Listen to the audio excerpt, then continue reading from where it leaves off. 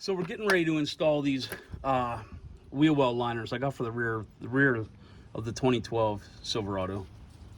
I probably already said that already, but oh well, I'll say it again. But this is, I'm in the Northeast, so this is common where these bed sides are all bubbled up. Now this truck was, cared for. It was an older gentleman who owned it. It has low miles considering. It's like 65,000 miles for being a 2012. The other side, I do have a couple little bumps coming out of the paint, but can you open that? Mm-hmm. What I wanted to show you guys is the reason why these Husky liners are probably a fantastic idea. And I'll show you. I just went through the car wash last night. So I'm using just some hand wipes that I have here. But if you run your fingers up, you can see that this is hoarding tons and tons of dirt and grime, road grime. So what I'm gonna do is clean these real good. Now, last year I had this truck fluid filmed. See, look at this. That's all from the lip of the bed. And I can see all that stuff just sitting there and causing, this to possibly rust. I don't know if the dirt's causing it, but I'm just gonna take this and clean this all out, and before I put these liners in, just so that's not in there. So anyway, there's companies up here that put in oily films. You can see my frame, I had it covered. Now the only downfall to this stuff is it gets into the factory coating. I think what GM puts on here, I'm not 100% correct or sure if I'm right, but what GM puts on here, some sort of like a clayish, I don't know, what did they say it was? But anyway, this fluid film gets into that, and it'll penetrate that, and it will eat that. So you can see now I have some bare frame going on here, right here. So I will, before winter, again, winter's coming very soon up here, I will take this and have this done again and have it fluid filmed. You can see, yeah, that's peeling that right off. Wow, it just penetrated that factory undercoating or whatever that is. It's like, I don't know if it's clay, that's probably the wrong word, but look how clean that frame is underneath that. So I will have this sprayed again before winter comes. It's pretty impressive. This stuff does not harden. It just stays, I wouldn't say wet, wouldn't say moist, but it definitely stays, it doesn't harden. So we'll see. I'll get this coated again here soon, but we're gonna go ahead and start putting these liners in. So I'm gonna clean the lip again, run another hand wipe through it. I'll do the other side, and we'll get to putting in the liner. So in the instructions, it does say make sure the wheel well is clean. So this having the residue from the oil coating that I get, the fluid film, I'm really cleaning this really good. And then when I have this done, again, I'll probably tell them to see if they can, pull it out and spray the stuff underneath there. But all I have right now is some heavy duty window cleaner, glass cleaner. So I'll see if that works. And then if that doesn't seem to clean this, maybe I'll make a trip down to the car wash and scrub the crap out of it. That's all I have down here at the moment. So I'll get to cleaning.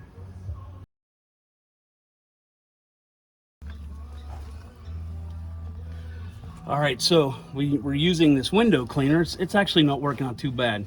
Like I said, it's the only cleaner I have down here. One of the things I'm going to recommend to you guys is clean it good. Get all the dirt out of here, especially if you're in an area like I am in the Northeast, where this is if you're gonna drive this and get some salt on it. The other thing I'm gonna say is cut up old rags. Old shirts, turn them into rags. That's what we do. I got probably a couple garbage bags full of them. So they go a long way. So we'll just keep on cleaning off all this grime. All right, we have it completely cleaned. Look how, actually this is very nice inside. So there's more of the frame where the factory coating came off. So I'll have to have them, I'm gonna do this sooner than later because that's bare metal right there. I'll have them coat this again very soon. So we're gonna go ahead and put this first one in. I believe this is a no drill system. I haven't read the instructions yet. So I will get those right now. Now before we put this liner in, I wanna point out, this truck has there's some plugs in here. So I don't know if the previous owner, somebody correct me if I'm wrong, but I don't believe they did that from the factory. But maybe somebody came along here, the older gentleman that had this, and had this maybe like Z-barred type thing inside there. Maybe that's why this truck's holding up so well. But, or those holes could have been from the factory, I don't know. Okay, so this this uses the holes that are already there. It says read all directions thoroughly before installation, blah, blah, blah. A, B, C, D are pre-drilled fastener locations for installation. And if I can get some, okay, let's get some light here. We're actually, it's getting dark, so I'm probably only gonna do one side today. There's a hole there. There's a hole there. And there's one there, and in this lip. And there is one there. There it is. So those are the 4 holes that hold this in place. And the first thing you have to do is they have clips, U-clips, that these screws clip onto. So, buddy, they would go on here. Let me see. I might be wrong. Okay. Okay, so install the clips onto the guards. All right, I was wrong. All right. So we'll get to installing this one. If I run into anything, we'll stop and figure it out.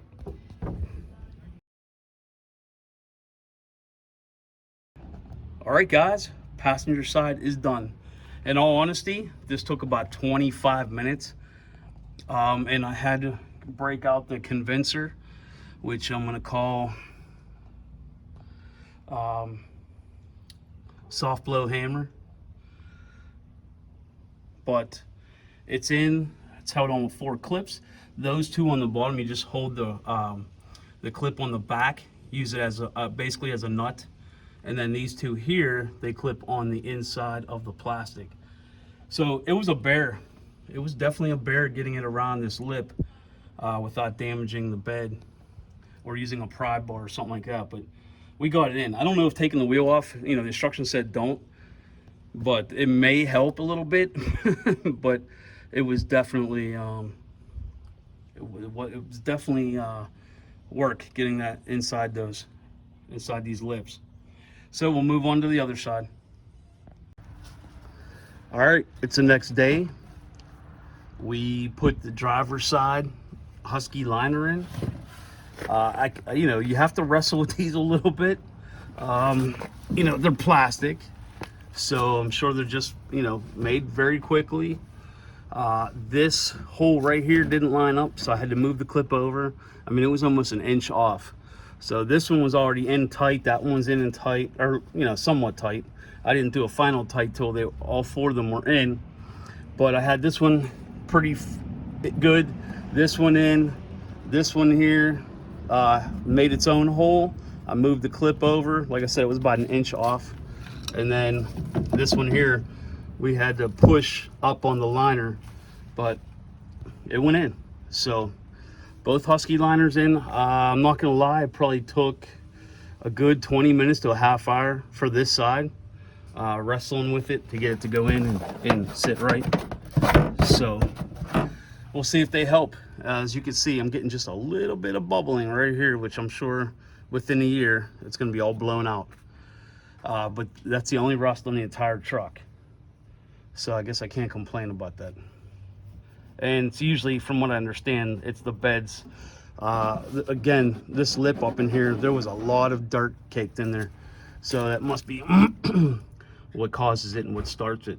But Whenever they do the fluid film, they pull the tail light out and they spray down inside the bedside. So they really do a real good job of squirting that oil everywhere.